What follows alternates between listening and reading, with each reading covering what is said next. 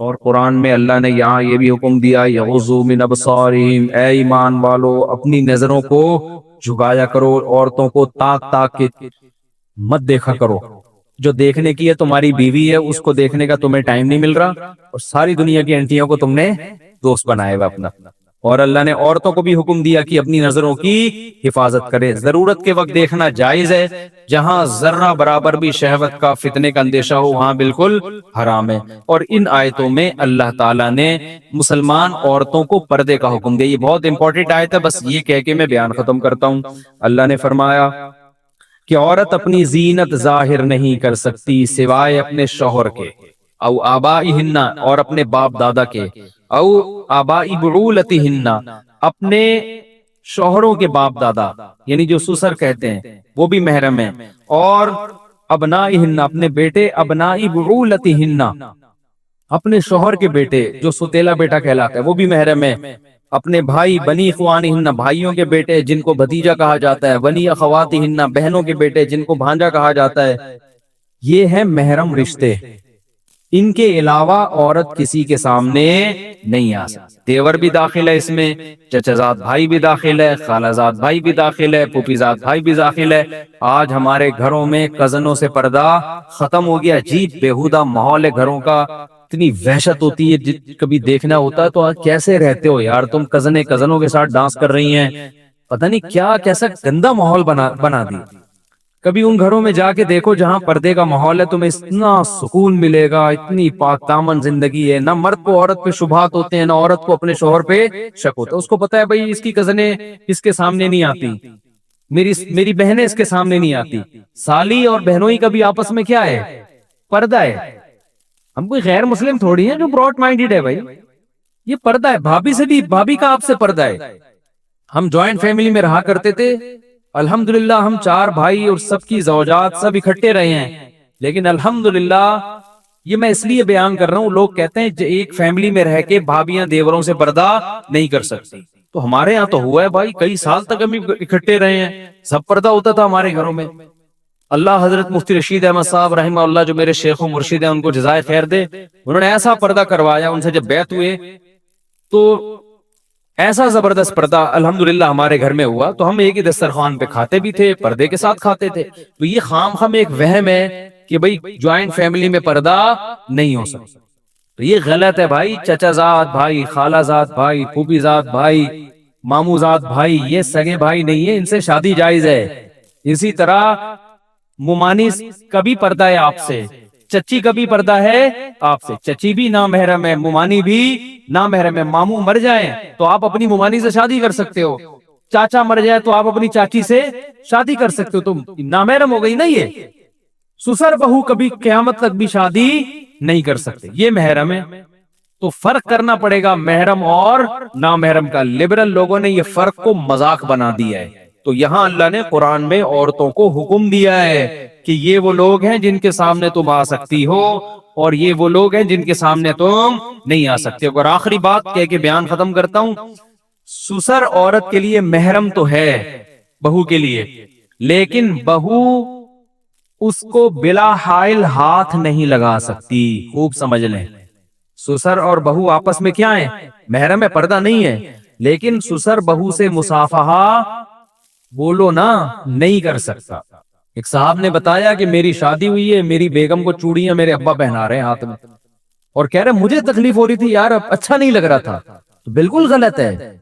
ابا اس کو جب سمجھاؤ تو کہہ رہے ہیں بہو میری بیٹیوں کی طرح ہے، تو سسر بہو کو ہاتھ نہیں لگا سکتا۔ بعض دفعہ گلے ملنے کا رواج ہوتا، ساسے دامادوں کو گلے مل رہی، بھائی بے غیرتی ہے، بے شرمی ہے، حیا بھی کوئی چیز ہوتی ہے۔ ماں کی طرح ہے یقیناً ساس، لیکن سگی ماں تو نہیں ہے نا، تو اتنا نہیں۔ اور پھر یہ رشتے بڑے خطرناک ہوتے ہیں، خدا نہ خواستہ سسر اور بہو میں کوئی ذرا سا بھی ریلیشن ہو جائے تو میاں بیوی کا رشتہ حرام ہو جاتا ہے۔ اس کی تفصیل میں کئی بار بیان کر چکا ہوں، بھی زیادہ ڈیٹیل میں نہیں جاؤں گا میں، تو ریزرو رہنا چاہیے۔ اسی طرح یہاں بعض خواتین کو شکایت ہوتی ہے بہو کمرے میں اکیلی ہے، سسر صاحب دروازہ پھک کر کے کھول کے اندر گھس آتے ہیں، بھی بغیرتی ہے۔ اس طرح تو جوان بیٹی کے کمرے میں نہیں جانا چاہیے کبھی۔ جوائنٹ فیملی میں نا خواتین کو شکایتیں ہوتی ہیں، یا آئے دن آتی رہتی ہیں شکایت، کسی کی پرائیویسی ہوتی ہے بھائی. یہ تو ساس کو نہیں یہ کام کرنا چاہیے کہ بہو کمرے میں اکیلی تھپ دروازہ کھولا اور اندر گھس گئی, کیا کر رہی ہے یہاں, اس وقت سے پڑی ہوئی ہے. بھائی آپ دروازہ نوک کر کے جائیں. یہ جو قرآن کہتا ہے کہ کسی کے گھر میں پرمیشن کے بغیر مت جاؤ, اس سے گھر نہیں, اس کمرہ بھی مراد ہے. اس سے ساس کو چاہیے نوک کرے, ٹھک ٹھک ٹھک. اندر سے آواز آئے گی نہیں 6 مہینے تک, کیونکہ وہ بہو ہے, مجھے پتا ہے. وہ پڑی رہے گی, 6 مہینے بعد آنکھ کھلے گی, اسے کون, تو وہ بتائے کہ بھائی میں تمہاری ساس لگتی ہوں رشتے میں, ڈانٹنے کے سلسلے میں حاضر ہوئی تھی, ٹھیک ہے, تمہیں پوستی پنے کے تانے دینے کے سلسلے میں حاضر ہوئی, تو اجازت لیں, وہ کنڈی کھولے, پھر آپ اس کو بے شک بتائیں کہ بیٹا یہ ہر وقت پڑے رہنا, ہم بھی سوتے تھے جب ہماری شادی ہوئی تھی, تو ہم بھی پڑے سوتے رہتے تھے, لیکن 13-14 گھنٹے سے زیادہ ہم نہیں سوتے تھے. اس پہ ہمیں صلواتیں سننے کو ملتی, ہم اڑ جایا کرتے تھے. تم تو 18 گھنٹے سو رہی ہو, یہ بالکل صحت کے لیے نقصان ہے, گھر کا ماحول خراب ہو رہا ہے. تو نوک کر کے ساس بھی جائے گی بہو کے کمرے میں, کیسے نوک کر کے. بھائی شریعت نے تو یہاں تک کہا ہے کہ شوہر بھی اچانک چھاپا نہ مارے گھر میں, وہ بھی جائے گا پہلے اطلاع دے کے. اطلاع کا کیا مطلب, جب سفر سے واپس آؤ, نبی نے فرمایا اچانک گھر میں داخل مت ہو, اطلاع دے دو بیگم کو کہ میں آ گیا ہوں, تاکہ وہ زینت اختیار کر لے. فرمایا ایسا نہ ہو ایسی کنڈیشن میں بیوی کو دیکھو اس سے تمہیں نفرت ہو جائے. وہ چڑیل بن کے بیٹھی ہوئی تھی, وہ چڑیل بن کے بیٹھی ہوئی ہے نا, آدمی کہا بھائی میری شادی اس سے ہوئی تھی, اچھا اچانک گھر میں ہمیں یار اصل اوریجنل یہ ہے. تو جب بیوی کے بارے میں ہے کہ اچانک چھاپے مارنا یہ غیر اخلاقی حرکت ہے, تو سسر کہاں سے بہو کے کمرے میں دھاڑ کر کے دروازہ کھول کے گھس رہا ہے بغیر اطلاع کے, دیور گھس رہے ہیں, یہاں تک ہو رہا ہوتا ہے. یہ سب گھٹیا حرکتیں, عزت دار اور شریف لوگوں میں ایسی حرکتیں اچھی نہیں ہیں. پرائیویسی ہے. اسی طرح بات سے بات نکلی ہے, بہو کے پاس کوئی ایسی الماری ہونی چاہیے جس کی چابی اس کے پاس ہو, اس کی پرمیشن کے بغیر کوئی اس میں گھسنے کی کوشش نہ کرے. بعض گھروں میں سسرال کا اتنا دباؤ ہوتا ہے لڑکی کے اوپر کہ بہو کی اپنی کوئی پرائیویسی ہوتی ہی نہیں, اپنا سونا اپنی چیزیں رکھی ہوئی ہیں, کوئی ہے ہی نہیں الماری. کہتے ہیں بھائی سب ایسا نہیں ہوتا بھائی, ہر آدمی کی ایک پرائیویسی ہوتی ہے. ہم جب مدرسے میں پڑھتے تھے, جو ہمارے جو گاؤں اور دیہات کے بچے ہیں نا, وہ نیچے سرسوں کا تیل اور کنگھی اور سرمے نیچے چھپائے ہوئے ہوتے تھے. انہوں نے جیسے ہی استاذ آتے تھے وہ ڈیسک کے نیچے چھپا دیے نا, کنگھیاں ونگیاں سارے, سرمے بہت لگاتے ہیں نا گاؤں دیہاتوں کے لوگ, اور سرسوں کے تیل پہلے زمانے میں اتنا سرسوں کا تیل لوگ لگاتے تھے, بچے لے لے کے اس کے سر سے اپنے سر پہ لگا رہے ہوتے. تو جیسے ہی ہمارے استاذ جاتے تھے نا, وہ نیچے سے سرسوں کا تیل نکل رہا ہے, سر پہ مالش ہو رہی ہے, کنگھے ونگے ہو رہے ہیں, شیشے ویشے سے نا اپنے آپ کو سیٹ کر رہے, جیسے استاذ ایک دم چھپڑ میں نیچے چھپا. تو ہر آدمی کی کوئی پرائیویسی ہوتی ہے نا, تو اس طرح بہوؤں کی بھی ہوتی ہے. تو اس کا بھی کوئی کمرہ ہو, اس کا بھی کوئی لاکر ہو جہاں شوہر کو بھی گھسنے کی اجازت نہ ہو سکتا ہے اس نے کوئی وصیت نامہ اس میں لکھ کے رکھا ہو جو میاں کو نہیں بتانا چاہتی ابھی. تو یہ سورہ نور کا تھوڑا سا میں نے آپ کے سامنے خاکہ پیش کیا ہے, جس میں زنا کو ناپسند کیا گیا, پردے کے حکام دیے گئے, پرائیویسی میں دخل اندازی کو ناپسند کیا گیا. اللہ تعالیٰ سمجھنے کی عمل کی توفیق عطا فرمائے. عورت کا آئی بروز اور اپر لپس بنوانا, کیا خواتین کے لیے اپر لپس اور آئی بروز کے بال بنوانا جائز ہے؟ اگر جائز نہیں تو اس کا گناہ کیا ہے؟ محمد ارباب لاہور سے. نبی صلی اللہ علیہ وسلم نے آئی بروز بنانے والیوں پر لعنت فرمائی ہے. یہ گناہ کافی ہے کہ پیغمبر کی لعنت ہوگی, تو آپ سوچیں اس کا کیا ٹھکانہ ہوگا, کیونکہ یہ تغییر خلق اللہ ہے. آپ اپنی جو اللہ نے آپ کو شکل دی ہے اس کو زینت تو دے سکتے ہیں, لیکن ڈینٹنگ پینٹنگ کا کام کر کے اس میں چینجنگ نہیں کر سکتے آپ. جیسے لوگ جو پلاسٹک سرجری کروا لیتے ہیں, ایک پلاسٹک سرجری تو ہوتی ہے کوئی زخم ہو گیا آپ کے ایکسیڈنٹ سے, منہ خدا نہ خواستہ ٹیڑھا میڑھا ہو گیا, وہ تو ٹھیک ہے. پلاسٹک سرجری کا مطلب یہ ہوتا ہے وہاں کہ جو عیب پیدا ہوا ہے اس کو دور کیا جائے. یا بعض لوگوں میں کوئی عیب ہوتا ہے, دانت ان کے بہت زیادہ آگے نکلے ہوئے ہوتے ہیں, تو وہ اس کو پلاسٹک وہ دانتوں کا آپریشن وغیرہ کر کے ان کو اپنی جگہ پہ لے آنا, یہ تو ٹھیک ہے, کیونکہ یہ ایک بہت زیادہ بھدا ایک عیب دار چیز ہے, اس کو آپ نے صحیح کر لیا. تو لیکن ویسے جو اللہ نے نارمل جس طرح لوگوں کو پیدا کیا ہے, چاہے کچھ کو خوبصورت بنایا, کچھ کو بدصورت بنایا. بدصورت بنایا تو وہ اپنے چہرے میں کے خد و خال میں چینجنگ کر کے, جیسے موٹی ناک ہے آپریشن کروا کے باریک ناک کروا لیتا ہے. آئی بروز کسی کی گھنی ہوتی ہیں, کسی کی باریک ہوتی ہیں, جو گھنی ہے وہ باریک کروا لے. تو یہ تغییر خلق اللہ ہے, اللہ کی تخلیق کو بدل ڈالنا ہے. قرآن مجید میں اللہ تعالیٰ کا ارشاد ہے کہ شیطان نے قسم اٹھائی تھی کہ اے اللہ میں ان کو اتنا گمراہ کروں گا فَلَا يُغَيِّرُنَّ خَلْقَ اللَّهِ، یہ تیری بنائی ہوئی تخلیق کو بدلیں گے، تیری بنائی ہوئی شکل پہ یہ لوگ راضی نہیں ہوں گے۔ تو یہ غیر مسلموں سے یہ چیز آئی ہے۔ مائیکل جیکسن کو دیکھیں نا، پلاسٹک سرجری کر کے بیڑا ہی غرق کر دیا تھا اپنا، پوری چمڑا چینج ہو گیا اس کا، عجیب سی شکل بن گئی تھی اس کی۔ تو یہ سب چیزیں حرام ہیں، اسلام اس کی بالکل آپ کو اجازت نہیں دیتا۔ جیسے ہی اللہ نے آپ کو شکل دی، اسی کو نہا دھو کے تھوڑا سا، خواتین ہیں تو سرخی پاؤڈر لگا لیں۔ میں لوگوں سے کہتا ہوں بہت زیادہ میلے کو چاہے تیزاب سے نہا لو بھائی، بہت زیادہ چمک جاؤ گے۔ تیزاب سے میری مراد یہ ہے کہ ذرا اچھے والے صابن سے نہا لیں آپ، تو اس سے زیادہ نہیں۔ بس یہ جو ہے اتنا زیادہ کہ ناک کی سرجری کروا کے باریک ناک کروا لی، اور جو بڑھاپے میں سلوٹیں آ جانا چہرے پر، یہ بھی ایک نیچرل چیز ہے، تو اس میں بھی آپ چینجنگ نہیں کر سکتے۔ سفید بالوں کو کالا کر لینا، بالکل بلیک کر لینا، یہ بھی جائز نہیں ہے 40 سال کے بعد۔ تو اسی طرح آئی بروز بنانا بھی جائز نہیں ہے۔ ہاں کسی کی بہت ہی بھدی ہوں، جو عام طور پہ کسی کی ہوتی نہیں ہے ایسی، بہت زیادہ بھدی ہوں کسی خاتون کی آئی بروز، جو بالکل نیچرل سے ہٹ کر ہیں، یعنی یہ تو دیکھیں قدرتی طور پر ہوتا ہے نا، کسی کی آئی بروز گہری ہوتی ہیں، کسی کی باریک ہوتی ہیں، کسی کی تھوڑی آپس میں جڑی ہوئی ہوتی ہیں، کسی کا فاصلہ زیادہ ہوتا ہے، یہ تو نارمل ہے۔ لیکن اگر کوئی بہت ہی عام معمول سے ہٹ کر بالکل ہی کسی کی بہت ہی عورت کی بھدی ہوں، تو پھر بعض فقہاء نے گنجائش دی ہے کہ تھوڑا بہت اس کو اتنی اس میں تبدیلی کر لینا کہ بہت زیادہ بھدے پن سے وہ نکل آئیں، تو اس کی گنجائش دی ہے۔ تو لیکن نارمل ایسا ہوتا نہیں ہے، نارمل تو فیشن کے لیے ہی کیا جاتا ہے یہ کام، تو یہ حرام ہے، ناجائز ہے۔ اور اس میں خواتین جو سمجھتی ہیں کہ ہمارا حسن بڑھتا ہے، حسن بڑھتا نہیں ہے، وحشت پیدا ہوتی ہے، دیکھنے والے کو لگ رہا ہوتا ہے کہ آرٹیفیشل ہے، عجیب سی ایک وحشت ہوتی ہے اس میں، تو یہ جائز نہیں ہے۔ ہاں اپر لپس بنوانا خاتون کے لیے جائز ہے، اور چہرے پہ اور کہیں بال نکل آئیں تو وہ ان کا نوچنا بالکل جائز ہے۔ ایک دن آئے گا کہ یہ کائنات پوری اللہ تباہ کر دے گا، یہ ایسے نہیں چلے گی جیسے ہمیں نظر آ رہی ہے۔ وَحُمِلَتِ الْأَرْضُ وَالْجِبَالُ، یہ قرآن کی بلاغت ہے کہ زمین اور پہاڑوں کو اٹھایا جائے گا، فَدُكَّتَا، ان کو توڑ پھوڑ دیا جائے گا، دَكَّةً وَاحِدَةً، ایک ہی مرتبہ میں، ایک ہی مرتبہ میں سب تباہ و برباد۔ دیکھیں ماضی کی خبر اور فیوچر کی خبر، یہ دونوں چیزیں ہمیں، یہ ایسی خبریں ہیں، نہ انسان فیوچر میں جھانک کے دیکھتا ہے کہ کیا ہو رہا ہے، نہ پاسٹ میں اس کو پتا ہوتا ہے کہ کیا ہوا۔ پاسٹ میں جب کوئی خبر دے گا تو پتا چلے گا۔ ہسٹری جو ہے نا، ہمیں تاریخ دانوں سے پتہ چلتی ہے۔ جب کائنات کی ابتدا ہوئی تو اس وقت کوئی ہسٹری لکھنے والا موجود نہیں تھا۔ تو یہ دو چیزیں ایسی ہیں، کائنات کی ابتدا کیسے ہوئی اور اینڈ کیا ہوگا، یہ دونوں چیزیں خدا کے بتائے بغیر انسان کو معلوم نہیں ہو سکتی۔ سمجھ رہے ہیں؟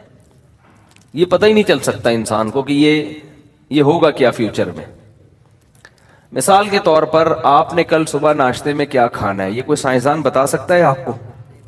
ہے بھائی، یہ فزکس کیمسٹری میتھمیٹکس، ہمیں کیا پتا ہے فیوچر میں کیا ہونے والا ہے۔ میں یہ اس لیے کہہ رہا ہوں کہ یہ مذہب نے جو یہ خبر دی ہے نا کہ کائنات کو ایک ہی دفعہ میں تباہ و برباد کر دیا جائے گا، یہ خبر سائنس کے اصولوں کے خلاف نہیں ہے۔ مذہب کبھی سائنس کے اگینسٹ بات نہیں کرتا، کبھی مذہب کی کوئی بات سائنسی اصولوں سے ٹکراتی نہیں ہے۔ یہ غیب کی خبریں ہیں، اس میں خبر دینے والا اگر سچا ہوگا تو اس کی خبر کو مانا جائے گا، خبر دینے والے کے سچے ہونے کا یقین نہ ہو تو پھر خبر کو مانا نہیں جائے گا۔ تو اس پر اللہ نے دلائل قائم کیے کہ محمد صلی اللہ علیہ وسلم اللہ کے پیغمبر، بھیجنے والا اللہ ہے۔ اس پہ ایک الگ بیانات میرے مستقل ہو چکے ہیں، ابھی میں اس کو نہیں چھیڑتا۔ فَإِذَا نُفِخَ فِي الصُّورِ نَفْخَةٌ وَاحِدَةٌ وَحُمِلَتِ الْأَرْضُ وَالْجِبَالُ فَدُكَّتَا دَكَّةً وَاحِدَةً، ایک ہی مرتبہ میں اس پوری کائنات کو تباہ و برباد کر دیا جائے گا، اور میری اور آپ کی ترقی جو آسمان کی بلندیوں تک پہنچ چکی ہوگی، ایک ہی دھماکے میں وہ ساری ترقی ہی خاک میں مل جائے گی۔ اسی کو قرآن کہتا ہے لا تغرنکم الحیات الدنیا، یہ دنیا کی زندگی تمہیں دھوکے میں نہ ڈالے۔ اتنا بڑا دھوکہ ہے نا، اس سے بڑے بڑے سائنٹسٹ، بڑے بڑے اسکالرز، بڑے بڑے ذہین دماغ دھوکے میں آئے ہوئے ہیں۔ دنیا کی زیب و زینت کو دیکھ کر کیسا انسان متاثر ہوتا ہے، وہ سمجھتا ہے کہ ایسا ہی رہے گا۔ بھئی ایسا نہیں رہے گا، ایک موت اس کائنات پہ آئے گی، اور ایک قیامت آپ کی اپنی باڈی پہ آئے گی جو موت کی صورت میں ظاہر ہوگی۔ کتنی ترقی کر لیں، کتنا پیسہ کما لیں، کتنی عزت حاصل کر لیں، کچھ بھی کر لیں، بالآخر جانا کہاں ہے؟ قبر کے گڑھے میں۔ یہ بات انسان ذہنی طور پر قبول کرنے کے لیے تیار نہیں ہے، یعنی مانتا ہے کہ ایسا ہوگا، لیکن ذہنی طور پر اس کو اپنی لائف کا حصہ بنانے کے لیے تیار نہیں ہے۔ اللہ جو قرآن میں کہتے ہیں نا کلو نفس ذائقۃ الموت، ہر نفس نے موت کا ذائقہ چکھنا ہے، یہ خبر ہے یا نہیں ہے؟ نیوز ہے، یہ نیوز۔ سوال پیدا ہوتا ہے اللہ نے یہ بتانے کے لیے آیتیں نازل کر دی کہ ہر نفس نے موت کا ذائقہ چکھنا ہے، یہ نالج کیا پہلے سے لوگوں کو نہیں ہے بھائی؟ یہ تو سب کو، پاگل سے پاگل کو پتا ہے کہ ہر شخص نے کیا ہے؟ مرنا ہے، تو قرآن یہ خبر ہمیں کیوں دے رہا ہے؟ میں اکثر ایک بات کہتا ہوں کہ جو آدمی حکمت والا ہوتا ہے نا، ذہین ہو، فطین ہو، حکمت ہو، وہ کبھی فضول خبر نہیں دیتا، فضول بات نہیں کرتا۔ جس خبر کے اندر کوئی آرڈر چھپا ہوا ہو وہ خبر بامعنی خبر کہلاتی ہے، میننگ فل خبر کہلاتی ہے۔ جس خبر کے اندر کوئی آرڈر چھپا ہوا نہ ہو وہ خبر ٹائم ویسٹنگ کہلاتی ہے۔ سمجھ رہے؟ مثال سے بات سمجھاتا ہوں تو انشاءاللہ کھوپڑی شریف میں بات آئے گی۔ مثال کے طور پر میں آپ سے پوچھتا ہوں کہ آپ مجھ سے ملنے کے لیے آئے، میں آپ سے پوچھ رہا ہوں کہ جی صبح ناشتے میں آپ نے کیا کھایا تھا، یا چلو وہ انٹرویو سنا دیتا ہوں نا، وہ کالے بکرے والا، سفید بکرے والا۔ وہ ایک اینکر چلا گیا نا کسی دیہاتی کے پاس، اس کے پاس 2 بکرے تھے، ایک کالا اور ایک سفید۔ اس سے پوچھ رہا ہے یہ اس بکرے کو کیا کھلاتے ہو؟ اب یہ خامخواہ کی خبر ہے نا، بلا وجہ کی نالج حاصل کرنے کی کوشش کی جا رہی ہے۔ اس کو اندازہ ہو گیا یار فالتو باتیں پوچھ رہا ہے مجھ سے، ٹائم ویسٹ کر رہا ہے۔ اس نے کہا کالے والے کو یا سفید والے کو؟ اس نے کہا کالے والے کو۔ کہا لوسن کھلاتا ہوں۔ کہا سفید کو؟ اس کو بھی لوسن کھلاتا ہوں۔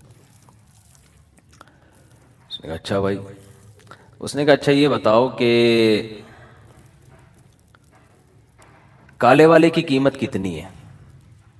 سوری، ان دونوں بکروں کی قیمت کتنی ہے؟ اس نے کہا کالے والے کی یا سفید والے کی؟ اس نے کہا کالے والے کی بتا دے۔ اس نے کہا کالے والے کی قیمت جو ہے وہ 50,000 ہے۔ کہا سفید والے کی؟ کہا سفید کی بھی 50,000 ہے۔ اچھا بھائی۔ اس نے کہا اچھا یہ بتا دونوں کو چرانے کے لیے، ٹہلانے کے لیے نکلتا ہے؟ اس نے کہا کالے والے کو یا سفید والے کو؟ اس نے کہا کالے والے کو۔ کہا ہاں چراتا ہوں اس کو۔ سفید کو؟ سفید کو بھی چراتا ہوں۔ اس نے کہا کمبخت، جب تو سارے کام کالے والے سفید والے کے ساتھ ایک جیسے ہی کرتا ہے تو یہ کالے والے اور سفید والے کی تو نے پخ کیوں لگائی ہوئی ہے؟ کہتا اصل میں بات یہ کہ کالا والا میرا ہے اور سفید والا کا وہ بھی میرا ہے۔ سفید والا وہ بھی میرا۔ یہ انٹرویو اس نے ایسا الٹا کیوں دیا؟ اس کو تھا کہ یار یہ خامخواہ کی معلومات لے کر میرا ٹائم ضائع کر رہا ہے، چینل کے لیے ریکارڈنگ کر رہا ہے، مجھے تو دھیلا نہیں مل رہا نا، مجھے تو 5 روپے نہیں مل رہے، یہ تو چینل پہ چلا دے گا، اس کو تو پیسے ملیں گے، ہمیں کیا مل رہا ہے اس کا؟ نہ ثواب مل رہا ہے نہ پیسے۔ تو اس نے اس کا یہ علاج سوچا۔ ایک آدمی نے کسی سے پوچھا کہ تیری بیوی کیسی ہے, خوبصورت ہے بدصورت ہے؟ اس کو غصہ آ گیا, تو کیوں پوچھ رہا ہے؟ کہہ رہے جنرل نالج کے لیے پوچھ رہا ہوں میں, جنرل نالج. تو اب جنرل نالج بذات خود کوئی کمال کی بات نہیں ہے, خام خواہ میں چیزوں کا پتہ ہو. اسی سے ایک بات اور میں آپ کو بتا دوں, یہ جو ہمارے حافظ بچوں کے لیے کورسز کروائے جاتے ہیں, ان کو یہ یاد ہوتا ہے قرآن میں ٹوٹل آیتیں کتنی ہیں, صحیح ہے نا؟ چلیں سورتیں کتنی, وہ تو آسان سی بات ہے, اتنی نالج تو ضروری ہے. ایک ایک چلو یہ بھی پتہ چل گیا ٹوٹل آیتیں قرآن میں اتنی ہیں, یہ بھی ٹھیک ہے, نالج کی بات ہے, ان میں کوئی اتنا دماغ تو لگ نہیں رہا. ان کو یہ بتایا جاتا ہے آیت نمبر یہ ہے, اور فوراً وہ آیت پڑھنا شروع کر دیتے ہیں.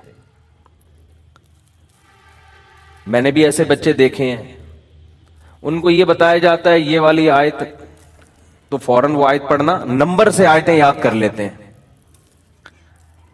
اس کام میں محنت بہت ہے, آؤٹ پٹ اس کا کچھ بھی نہیں ہے, الا ماشاءاللہ شاید تھوڑا سا فائدہ ہو جائے اس کا. بھائی جب بچے نے قرآن حفظ کر لیا ہے تو آپ اس کو اس لحاظ سے تو پریکٹس کروائیں کہ آپ جب اسے کوئی ٹاپک دیں تو اس ٹاپک کے حساب سے آیتیں پڑھنا شروع کر دے. نمبروں پہ دماغ میں یاد کرانا, اس کی کیوں ٹینشن دے رہے ہو اس کو؟ یہ نالج ایسی ہے جس کا کوئی خاص فائدہ نہیں ہے, دماغ بہت لگ رہا ہے. آپ نے نہیں دیکھا ہوگا میں کبھی نمبروں سے آیتیں بتا رہا ہوں, کوئی دلائل دے رہا ہوتا ہوں, میں قرآن کی آیت پڑھ رہا ہوتا ہوں, کیونکہ میں حافظ ہوں تو میں آیت پڑھ سکتا ہوں, تو مجھے نمبر یاد کرنے کی کیا ضرورت ہے؟ آپ کہہ سکتے ہیں ڈاکٹر ذاکر نائک بھی تو نمبر پیش کرتے ہیں. ڈاکٹر ذاکر نائک صاحب حافظ قرآن نہیں ہے, حافظ قرآن نہیں ہے. تو انہوں نے یہ کمال کیا اور ان پہ سوٹ بھی کرتا ہے کہ بھئی جب کوئی دلیل دیے تو آیت تو پوری نہیں, تو نمبر یاد کیا ہوا ہے. تو ڈاکٹر ذاکر نائک پہ یہ چیز سوٹ کر رہی ہے کیونکہ وہ حافظ قرآن نہیں ہے, انہوں نے وہ پیش کر دی. آپ کہہ سکتے ہیں اگر آیت آپ نے پڑھی ہے تو ہمیں کیا پتا چلے گا, ہو سکتا ہے وہ آیت نہ ہو, تو نمبر سے کیا ہو جائے گا, پتا چل جائے گا. یہ پرانے زمانے میں تو یہ بات کہی جا سکتی تھی, اب یہ ممکن نہیں ہے. آپ آیت پڑھیں, آپ گوگل پہ لکھیں نمبر آ جائے گا. تو یہ ٹینشن جب گوگل نے اٹھائی ہوئی ہے تو ہمیں یہ ٹینشن لینے کی کیا ضرورت ہے؟ یہ چیزیں کہلاتی ہیں بھرم میں لانے کے لیے لوگوں کو. بھرم میں تو لوگ آ جائیں گے اس سے کہ بھئی آیت نمبر, آیت ایک ایک آیت کا نمبر اس کو یاد ہے. بھرم بہت اچھے پڑھیں گے لیکن اس سے کوئی علمی خدمت یا انسانیت کی کوئی خاص خدمت نہیں ہوتی. اس کی میں آسان مثال دوں, اور آسان, میں جب بھی اب ٹریولنگ کرتا ہوں لوگ مجھے ایڈریس سمجھا رہے ہوتے ہیں, جیسے بیان ہے نا, مفتی صاحب آپ یوں آئیے گا, پھر یہاں سے لیفٹ ٹرن ماریے گا, پھر یوں ٹرن ماریے گا, پھر ادھر سے ٹرن ماریے. اب میں کہتا ہوں گوگل میپ پہ لوکیشن بھیج دے بھائی, ایسی کی تیسی یار. گوگل میپ پہ کیا بھیجو, لوکیشن. لوکیشن پہ آ کے میں فون کر لوں گا آپ کدھر ٹرن مارنا ہے. 2 گھنٹے کا فاصلہ, میں یہاں سے ٹرن مارنا شروع کر دوں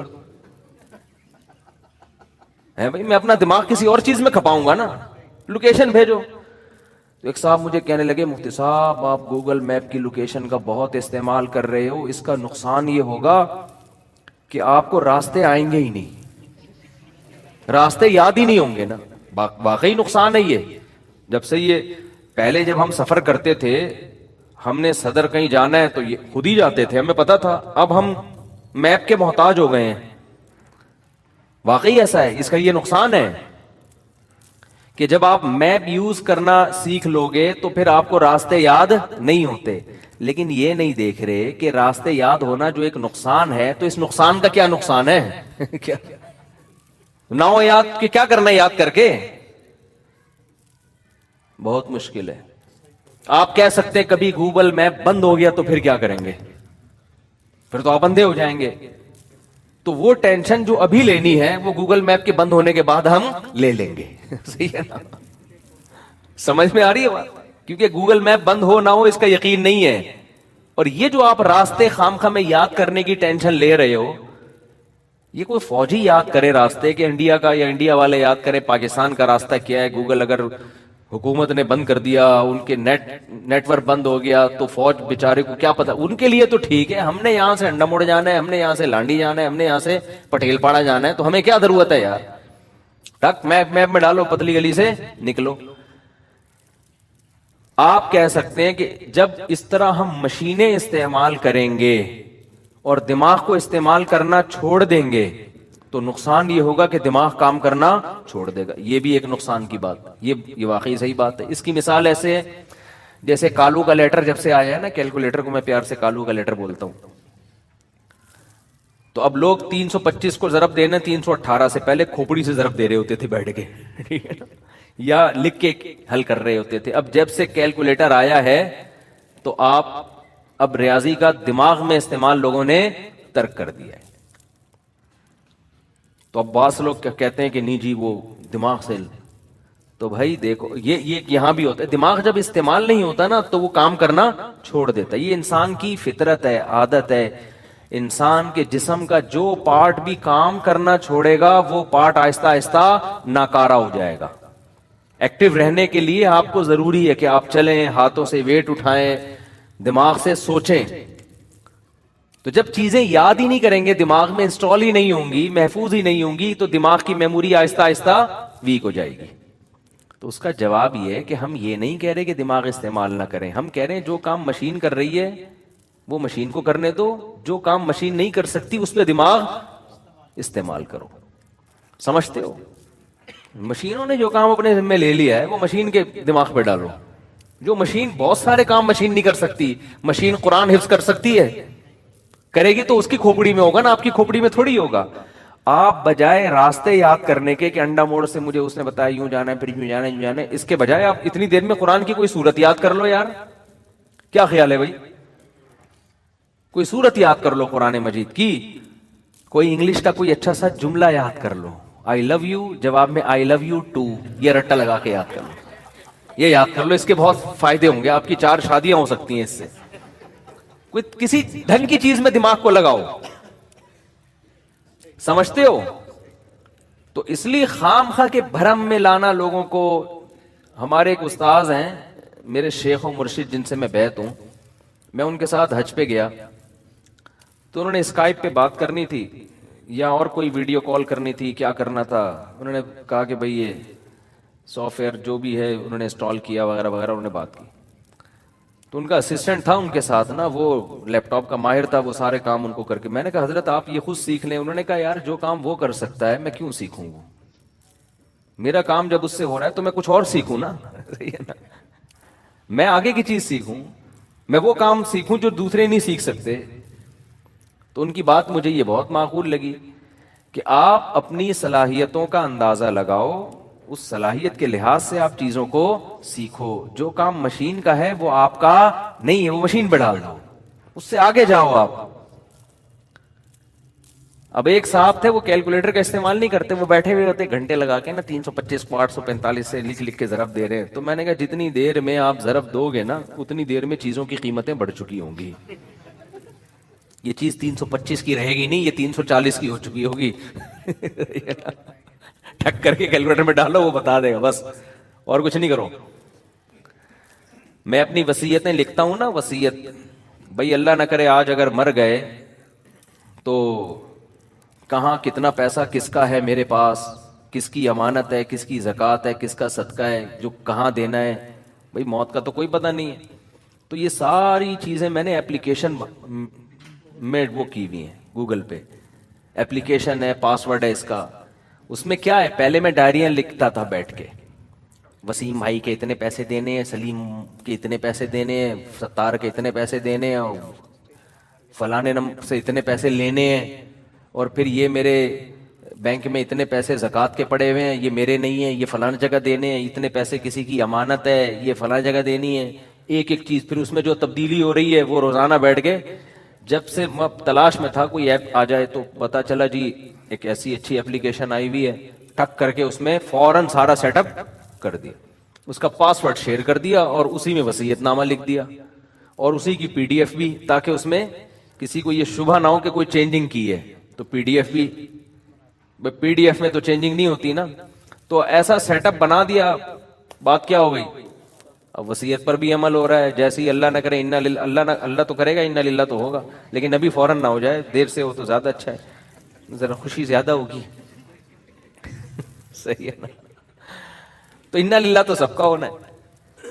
تو جیسے ہی انا للہ ہو جائے گا تو فوراً وہ ایپلیکیشن کا پاسورڈ 2 بندوں کو دیا ہوا ہے، بھائی یہ دیکھ لینا فلانے کے وسیم کے اتنے کبڑ، اور گھر والوں کو بتایا ان 2 سے کوئی الجھے نہیں، ٹھیک ہے نا، ان پہ میں نے اعتماد کیا ہوا ہے اور یہ قابل اعتماد لوگ ہیں۔ تو یہ آپ لوگ بھی کریں کہ یہ جو بتائیں گے نا یہ ان کا اپنا ہے یا کسی اور کا ہے، تو ان کی زبان پر آپ نے اطمینان کرنا ہے۔ ان کو بتائیں یہ ایپلیکیشن بھی دکھا دینا، بھائی مفتی صاحب نے خود اپنے ہاتھوں سے لکھا ہوا ہے کہ یہ میرے نہیں ہے، یہ سلیم۔ اب کوئی سلیم بن کے آ جائے بولے کہاں ہے میرے پیسے، فرضی نام بتا رہا ہوں سلیم، ہاں وہ پتا چلا میرا کلپ چلا دیا عدالت میں، انہوں نے خود کہا تھا سلیم کے ہیں یہ۔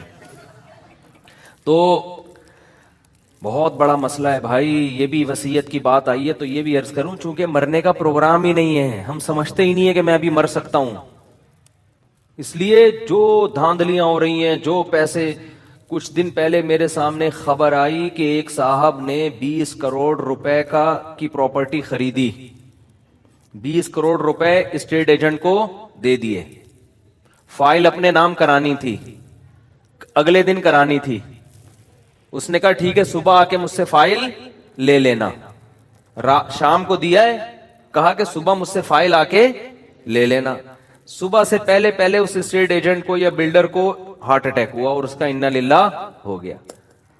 اب یہ پہنچ گئے 3 دن تو جنازے، تعزیت، کفن دفن میں فوراً تو نہیں کوئی چلا جاتا نا، اگلا بولے گا بھائی تو ادھر میت پڑی ہوئی ہے تو 20 کروڑ روپے لینے آ گیا۔ چوتھے دن یہ پہنچے، بھائی 20 کروڑ روپے میں نے ان کو دیے ہیں، یہ پرچی ہے، پرچی سادہ سی لکھی ہوئی تھی کوئی، اور وہ دے دو۔ انہوں نے کہا بھائی ہمیں کیا پتا، آپ نے ایسے ہی لکھ دی ہو کچھ کہہ رہے، ہمیں کیا پتا، یہ نہیں دے، وہ گئے 20 کروڑ روپے۔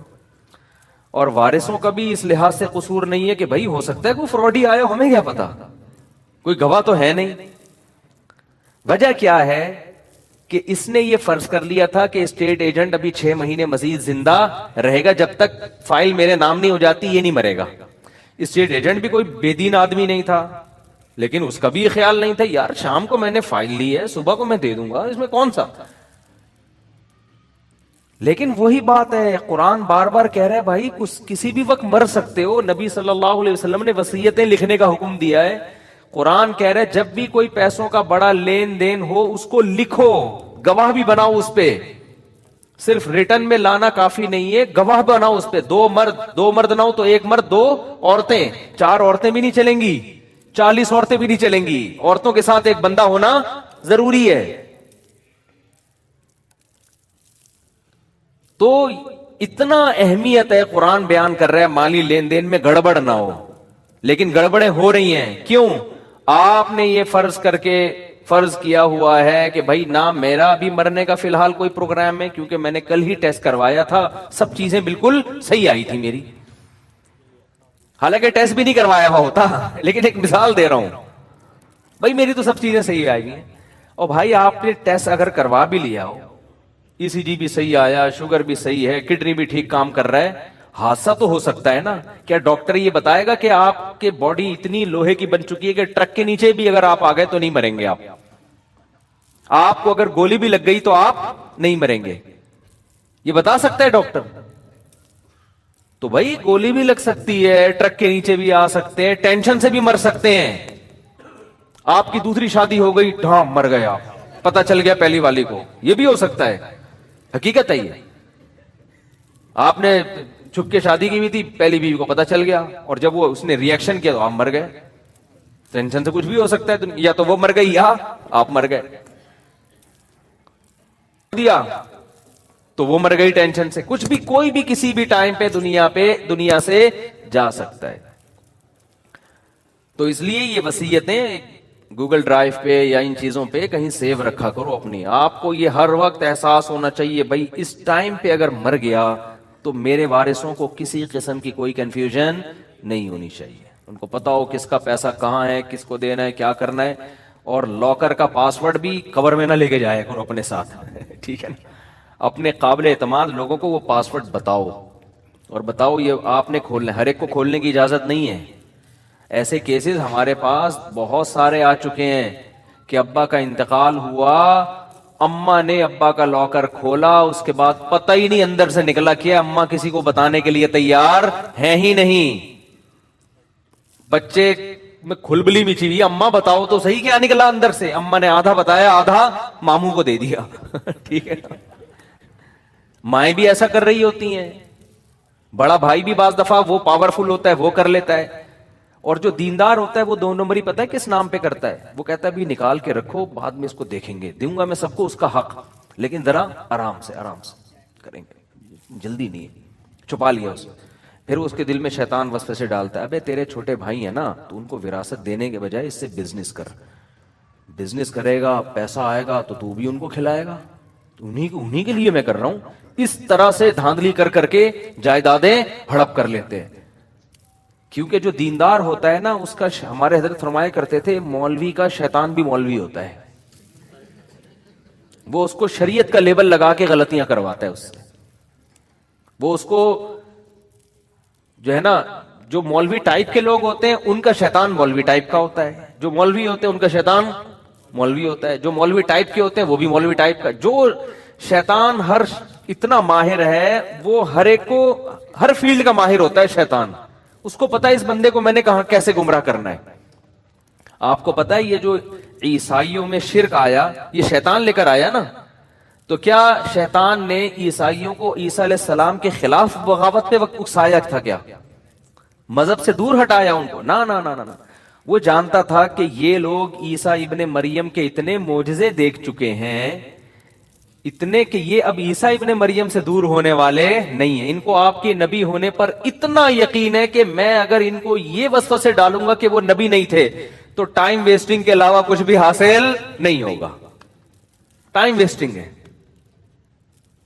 یہودی کو اس نے یہ ورغلا دیا کہ یہ نبی نہیں ہے, شیطان نے جو ہے نا ورغلا دیا. عیسائیوں کو نہیں ورغلا, وہ تو صبح شام عیسیٰ ابن مریم کے معجزے دیکھ رہے تھے. اتنے معجزے, بغیر باپ کے پیدا ہونا, پھر ماں کی گود میں گواہی دینا کہ میں اللہ کا پیغمبر ہوں, ایک خدا کی عبادت کرو. پھر اس نے سوچا کہ اس قوم کو میں شرک پہ لے کر آؤں. اس نے کہا ان میں شرک لانے کا طریقہ یہ کہ بت پرست بنا دوں میں ان کو. اس نے کہا, شیطان نے بولا یہ بھی پاسبل نہیں ہے. وہ عیسائیوں کو جانتا تھا, عیسیٰ ابن مریم توحید پر اتنا کچھ کہہ کے چلے گئے ہیں کہ بت پرستی اس قوم میں کبھی بھی نہیں آ سکتی. اگر میں ان کو بتوں کی عبادت پہ لاؤں گا تو ٹائم ویسٹنگ کے علاوہ کچھ بھی حاصل نہیں ہوگا. بہت امپورٹنٹ بات ہے, آج بھی یہی ہو رہا ہے, شیطان یہی کر رہا ہے. شیطان کو بہت بڑی فلم ایسے ہی تھوڑی کہا جاتا ہے. تو اس کو پتا تھا کہ یار ان میں بت پرستی نہیں آ سکتی, بت پرستی نہیں آ سکتی. شیطان نے بولا کہ اگر میں ان کو سب کو زانی بنانا چاہوں گا یہ بھی پاسبل نہیں ہے, کیونکہ یہ زنا کے خلاف ہے. مذہبی لوگ ہیں نا, یہ نہیں, یہ 2-4 لوگ زنا کر لیں گے, سارے تھوڑی زانی بن سکتے ہیں. شیطان نے کیا کیا, شیطان نے کہا ان کے اندر جو سب سے بڑی خوبی ہے نا وہ یہ کہ عیسیٰ ابن مریم سے یہ ٹوٹ کے محبت کرتے ہیں.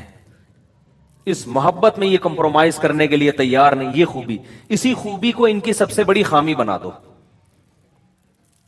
اسی خوبی کو ان کی سب سے بڑی خامی بنا دو. حضرت عیسیٰ کے نام پہ سیرت کے جلسے کرواؤ. وہ جلسے بھی ٹھیک ہے بھائی, حضرت عیسیٰ کی سیرت بیان ہوگی, خطیب آئیں گے, تقریریں ہوں گی, مقابلہ ہوگا کہ کون عیسیٰ کی شان کو کتنا اونچا بیان کرتا ہے. خطابت میں تو یہی ہوتا ہے نا. ایک خطیب یہ بیان کر رہا ہے کہ عیسیٰ ابن مریم اللہ کے بندے تھے, نہ مختار کل تھے, نہ حاضر ناظر تھے, نہ مشکل کشا تھے, بس اللہ کے بہت محبوب تھے. اس کی تقریر اتنی ہٹ نہیں ہوگی, اس کی زیادہ ہٹ ہوگی جو کہ عیسیٰ ابن مریم بغیر باپ کے پیدا ہوئے. سارے پیغمبر باپ کے ذریعے پیدا ہوتے ہیں, یہ بغیر باپ کے ہوئے, تو کچھ تو ہے ان میں. انسان تو باپ کے بغیر پیدا نہیں ہو سکتا, انسان تو مردوں کو زندہ نہیں کر سکتا, انسان تو جو پیدائشی نابینا ہو ان کی کوئی بینائی نہیں لوٹا. اتنے سارے کام عیسیٰ کر رہے ہیں اور باپ بھی نہیں ہے. اس کا مطلب خدا ان کا باپ, معاذ اللہ, نقل کفر نباشت, ان کا باپ کون ہے؟ معاذ اللہ, خدا ہے. اب سوال پیدا ہوتا ہے, عیسائیوں نے اپنے خطیبوں سے پوچھا کہ باپ خدا تو جن نہیں سکتا کسی کو, تو انہوں نے کہا نہیں, ہم نہیں کہہ رہے کہ خدا نے ان کو جنا ہے, خدا کے جسم کا ٹکڑا نہیں ہے, بس باپ ہے اللہ. اچھا مجازن باپ ہوگا, جیسے کسی بڑے کو بھی آپ مجازن باپ کہہ دیتے ہو, حقیقتاً نہیں ہے. اور بیٹا ان کو مجازن کہہ دو، جیسے ہم کہتے ہیں نا باپ کو بھی آدمی بیٹا کہہ دیتا ہے بعض دفعہ، صحیح ہے، بیٹا کیا کر رہے ہو، یا کسی دوست کو بیٹا کہہ دیتا ہے، یا کسی بھی چھوٹے آدمی کو بیٹا کہہ دیتا ہے محبت میں، حالانکہ وہ بیٹا نہیں ہوتا، تو مجازن کہہ دیا ہوگا بیٹا. تو اگر ہم مجازن مانتے ہیں تو پھر تو مجازن کسی بھی پیغمبر کو کہہ دو بیٹا. تو عیسیٰ کی کیا خصوصیت ہے؟ انہوں نے کہا نہیں مجازن نہیں ہے، حقیقتاً بیٹا، لیکن اللہ کی ذات سے نکلا نہیں ہے. جب نکلا بھی نہیں ہے تو پھر کیسے؟ ہمیں نہیں پتا، وہ ہے. تقریر میں آپ جیت گئے. بہرحال سمجھ رہے ہو کہ نہیں سمجھ رہے؟ بھائی تقریر میں تو آپ کیا ہو گئے. اور ان کو پھر تورات کی ایسی آیتیں بھی مل گئیں، کیونکہ جب آپ کوئی فاسد نظریہ فرض کرتے ہو تو آپ کو اپنے مطلب کے دلائل ہر جگہ سے مل جاتے ہیں. یہ بھی ہے، جیسے ہمارے پروفیسر غامدی صاحب، وہ جو مرضی پھینک دیں کہیں نہ کہیں سے آیتیں نکال کے لے آتے ہیں. کچھ بھی کہتے ہیں کہیں نہ کہیں سے مل جاتی ہے. یہ تو ہر ایک کے ساتھ ہے. آپ کو اقوال مل جائیں گے، آپ کوئی بھی قول لے لو، کہیں نہ کہیں کسی تابعی کا ضعیف قول حاشیے میں لکھا ہوا آپ کو مل جائے گا. تو گمراہ لوگ یہی کچھ کر رہے ہوتے ہیں. بھائی اس قول کو کسی نے حیثیت نہیں دی، اس کی کوئی ویلیو نہیں ہے. تو یہ کیا ہوا کہ یہود و نصارہ میں، عیسائیوں میں اسی طرح سے کیا ہوا، حضرت عیسیٰ کی سیرت میں مبالغہ، بہت زیادہ اہمیت بڑھانا شروع. پھر اس پہ کتابیں، پھر اس پہ مناظرے. ظاہر ہے اس وقت حق پرستوں نے مخالفت کی، لیکن لیبل ایسا لگا تھا عیسیٰ کی شان بیان ہو رہی ہے، تو ظاہر ہے لیبل سے لوگ دھوکا کھاتے ہیں. تو وہ پادری جو توحید پرست تھے، جو عیسیٰ ابن مریم کو اللہ کا بیٹا نہیں کہتے تھے، ان کی تحریک آہستہ آہستہ دبتی چلی گئی اور وہ مارکیٹ سے آہستہ آہستہ شارٹ ہوتے چلے گئے. اور وہ عیسائی، وہ پادری، وہ ان کے مذہبی رہنما جنہوں نے کہا عیسیٰ اللہ کے بیٹے ہیں، اور تورات انجیل میں ایسی آیتیں بھی ملتی تھیں جن میں بیٹے کا اطلاق کیا گیا، وہ مجازی معنوں میں، محبوب کے معنی میں، ان آیتوں سے بھی انہوں نے غلط مطلب نکالنا شروع کر دیا. اور نکالتے نکالتے نکالتے نکالتے یہاں تک نوبت پہنچ گئی کہ بالآخر انہوں نے بیٹا قرار دے دیا اور یہ عیسائی مذہب کا حصہ بن گیا. تو شیطان نے عیسائیوں کو عیسیٰ علیہ السلام کی محبت ہی کو بیس بنا کر گمراہ کیا ہے. تو شیطان یہ سمجھتا تھا کہ عیسیٰ کی بغاوت پہ لا کے ان کو گمراہ نہیں کیا جا سکتا. یہی کام شیطان آج اس امت مسلمہ کے ساتھ کر رہا ہے. جب جس نے اپنی ٹھڑک نکالنی ہو نا دشمنی کی، توہین، اس کے الفاظ سے آپ توہین نکالو اور اس پہ چشمہ کر دو. میرے پاس ایسے ایسے واقعات ہیں نا، آپ کے رونگٹے کھڑے ہو جائیں گے. مجھے ڈر یہ ہوتا ہے کہ کہیں یعنی نام لیے بغیر میں مبہم طور پہ ایسے واقعہ سنا سکتا ہوں. میں اسپیسیفک کہیں پوری واقعے کے ساتھ بتاؤں گا تو شاید مسئلہ خراب ہو جائے، میرے لیے معاشرے میں چلنا مشکل ہو جائے. توہین رسالت کے نام پہ ایسا بھی ہوا ہے کہ آپ نے کسی سے، آپ کی ذاتی دشمنی تھی، آپ نے نادانستہ طور پر نا اس شخص سے ایسا کام کروا لیا جس میں اس کی نیت بالکل بھی نہیں تھی، اس کو پتہ ہی نہیں بیچارے کو ہوا کیا ہے اس کے ساتھ. عدالت میں کیس کیا، لوگوں کا اتنا ہجوم پہنچ گیا کہ وکیل کو یہ ڈر ہوا کہ اگر میں نے اس اپنے موکل کا کیس جیت گیا نا میں، تو لوگ مجھے بھی قتل کر دیں گے. وہ یہ جانتے بوجھتے ہوئے کہ جس کی طرف سے میں وکالت کر رہا ہوں وہ قطعاً توہین کا مرتکب نہیں ہوا ہے، اس کے باوجود اس نے اس کو جیل کے اندر بھجوایا ہے. اور یہ سب نام عشق رسول کے نام پہ ہو رہا ہے. صحیح ہے نا؟ میں مانتا ہوں کہ توہین رسالت یا توہین اہل بیت یہ بہت بڑا جرم ہے، اس پہ قانون بالکل صحیح ہے. توہین رسالت کے مرتکب کی جو سزا پاکستان کے قانون میں لکھی ہے بالکل ٹھیک ہے، لیکن بہت سے لوگ مذہب کا لیبل غلط استعمال کر کے ایسے قوانین کو غلط استعمال کرتے ہیں. بہت سارے لوگوں کو بے گناہ، جج تو گواہی دیکھے گا نا، اس کو کیا پتا. تو خیر یہ بڑا حساس موضوع ہے، اس پر ہم گئے تو پھر بڑے مسائل ہو جائیں گے، لیکن جو بھگتتا ہے اسی کو پتا ہوتا ہے. لیکن آپ دیکھو جذباتی لوگ نعرے لگوا لو، دھرنے دلوا لو، کوئی سنجیدگی سے، کوئی خالی ذہن ہو کر کسی ٹاپک پر سوچنے کے لیے تیار ہوتا ہی نہیں ہے. رسول اللہ صلی اللہ علیہ وسلم نے فرمایا ایک صحابی سے کہ تمہارے اندر دو چیزیں ایسی ہیں جو اللہ اور اس کے رسول کو بہت پسند ہیں. لوگ اکثر کہتے ہیں نا دیوانگی دیوانگی کہ ہم دیوانے اس معاملے میں، ہم دیوانے ہیں، ہم نے عقل کو ایک طرف رکھ دیا ہے، ہم بالکل پاگل ہیں، اس پاگل پنے پہ ہمیں کیا ہے خوشی ہے، ہم فخر کرتے ہیں. یہ سب قرآن و سنت کے خلاف ہیں. اسلام کسی معاملے میں پاگل پنے کو پسند نہیں کرتا، کسی معاملے میں جذباتیت کو پسند نہیں کرتا. کیوں؟ نبی صلی اللہ علیہ وسلم نے ایک صحابی سے فرمایا کہ تم میں دو چیزیں ایسی ہیں جو اللہ اس کے رسول کو بہت پسند ہیں.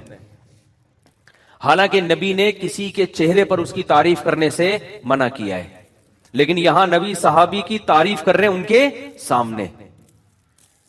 کیوں؟ اس لیے کہ وہ اتنی قابل تعریف چیزیں ہیں کہ اللہ کے نبی نے عام اصول سے ہٹ کے ان کے چہرے پر ان کی تعریف کی کہ یہ ایسی زبردست کوالٹی ہے. جیسے آپ کو پتا ہے نا کہ یار میں اس بندے کی اس کے منہ پہ تعریف کروں گا تو اس کے خطرہ یہ چوڑے میں آ جائے گا اور اس میں کبر پیدا ہوگا، لیکن بعض دفعہ ایسی صفت ہوتی ہے آدمی کہتا ہے یار جو مرضی ہو جائے یہ تو اس کے سامنے بیان کرنی ہے.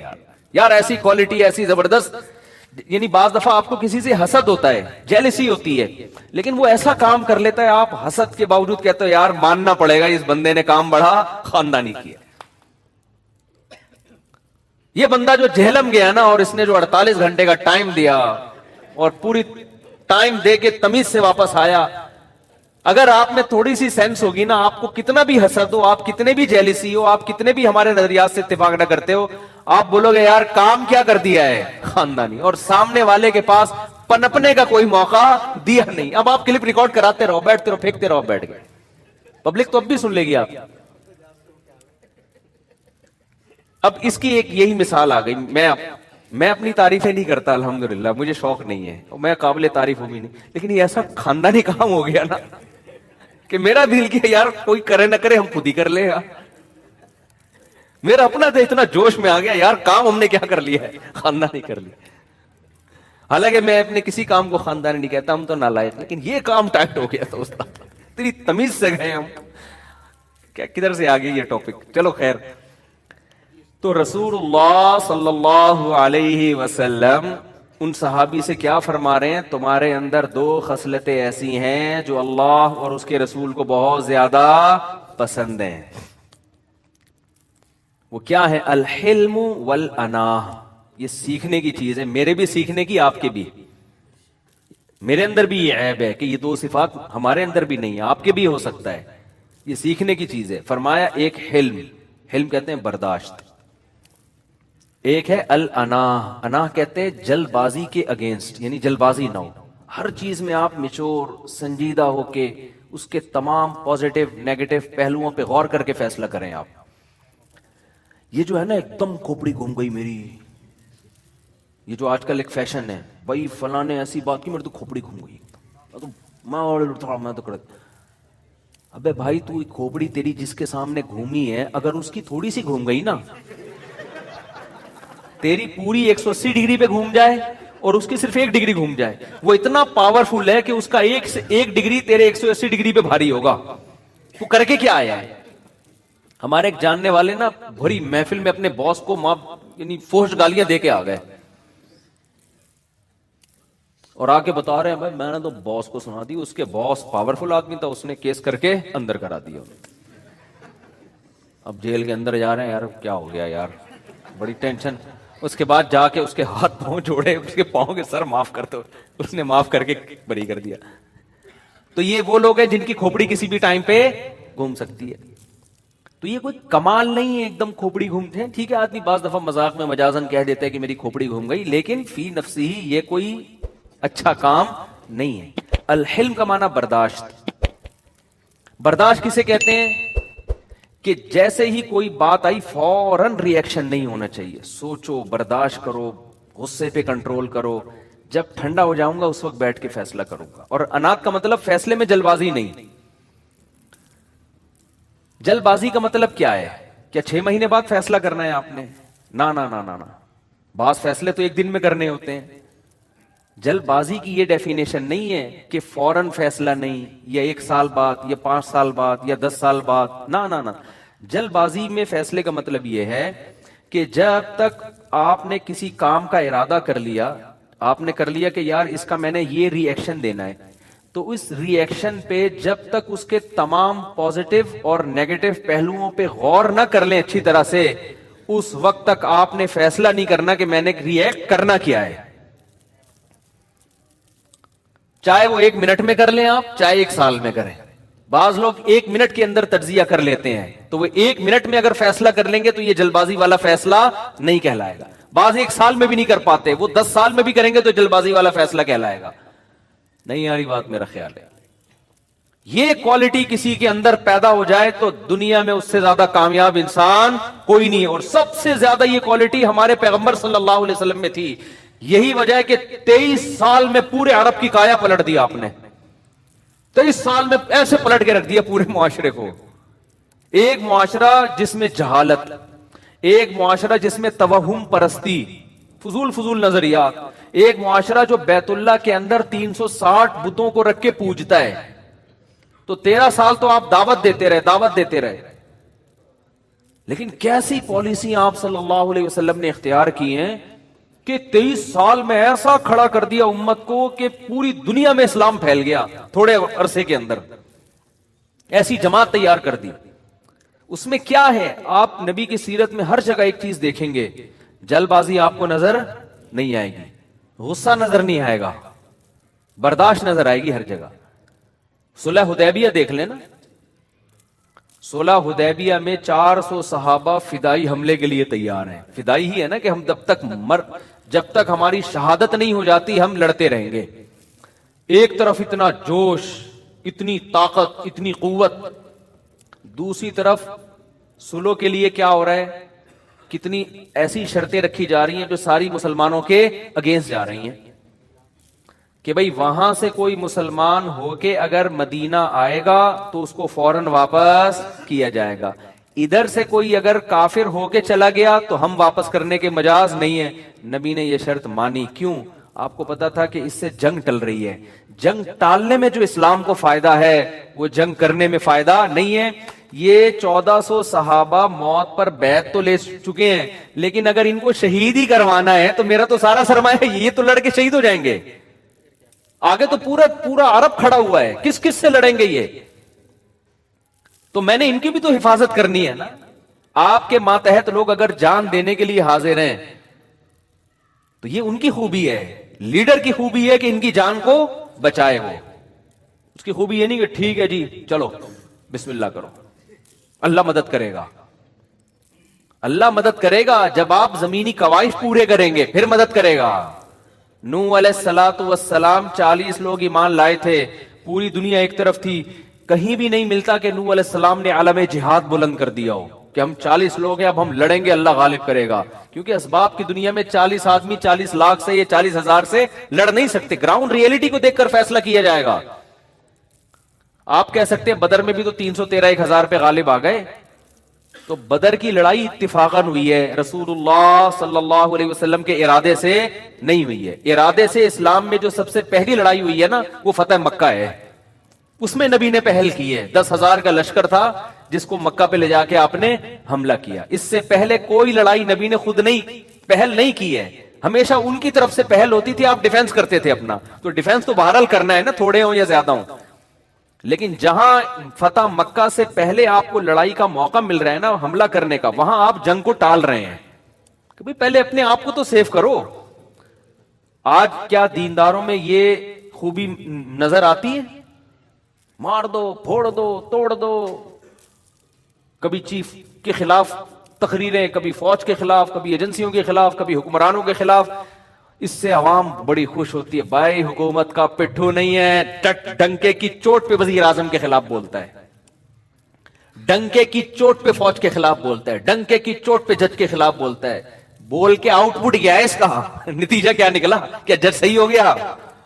کیا اس نے صحیح فیصلہ سنا دیا؟ آؤٹ پٹ کچھ بھی نہیں ہے سوائے نعرے بازی اور ہلڑ بازی کے. 2-4 کنٹینر بک جاتے ہیں، اس کا کرایہ وصول ہو جاتا ہے. وہ جب ایک ہمارے سابق وہ تھے، ابھی تو آج کل وہ فرار ہوئے ہیں، انہوں نے بڑے کنٹینروں کا بزنس کیا ہوا تھا نا. سابقہ حکومت کے خلاف بہت کنٹینر تھے. آج کل وہ مارکیٹس میں ادھر گئے ہیں، یورپ میں کہیں کینیڈا وینیڈا میرا خیال ہے کہیں گھوم رہے. میں نام نہیں لوں گا پھر خام خامے وہ نیا ایشو نہ کھڑا ہو جائے. تو انہوں نے بڑے زبردست کنٹینر لا کے فضول سا جلسہ جس کا نہ کوئی سر نہ کوئی پیر. اور لیلۃ القدر کی رات کے برابر آج کی رات جو جلسے میں شرکت کرے گا, رات اس کی لیلۃ القدر کی رات سے کیا ہوگی؟ افضل ہوگی. بھئی آپ کا ہدف کیا ہے؟ حکومت گرانا ہدف ہے. تو گرا کے ملک کو فائدہ ہو رہا ہے, نقصان ہو رہا ہے؟ حکومت چلتی ہوئی جب گرتی ہے تو ملک کی ایسی کی تیسی ہوتی ہے, چاہے کوئی بھی ہو. آپ دیکھو نا, ہم بھی مسلم لیگ کے کوئی بہت زیادہ حامی نہیں ہیں, خامیاں خوبیاں سب میں ہوتی ہیں, لیکن حکومت جانے سے ملک کو فائدہ ہوا.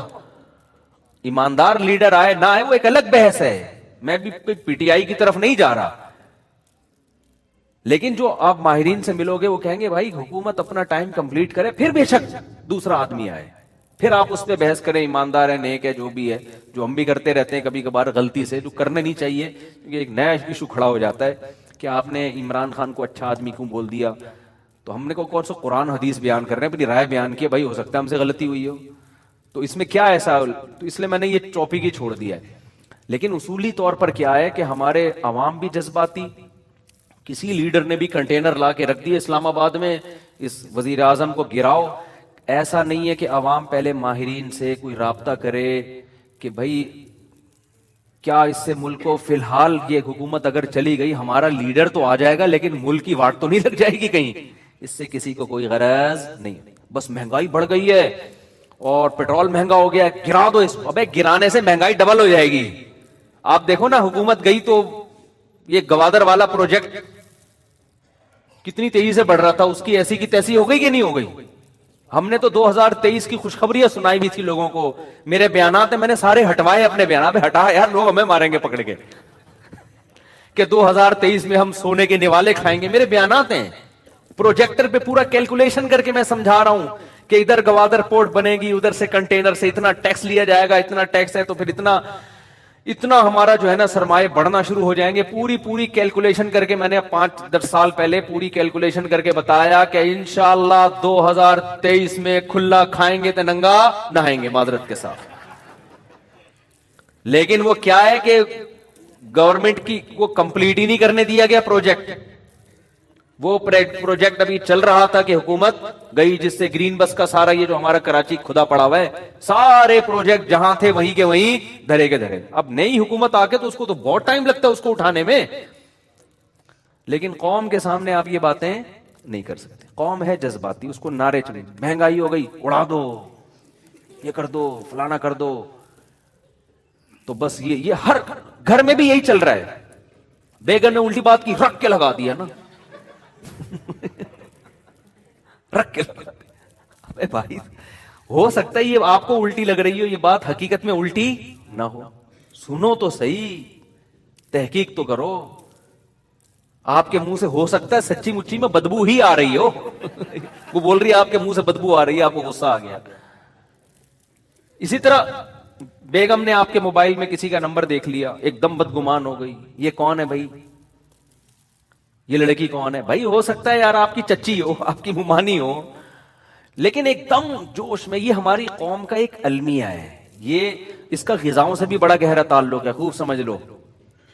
یہ جو غذائیں ہیں نا, غذائیں, اس سے بہت گہرا تعلق ہے اس کا. نیند پوری نہ ہونے سے, غذا صحیح نہ ملنے سے, ڈپریشن سے, یہ تمام چیزیں آدمی کو جذباتی بناتی ہیں. اور اس کا کلچر سے بھی تعلق ہے, کلچر ہی جذباتی والا ہے.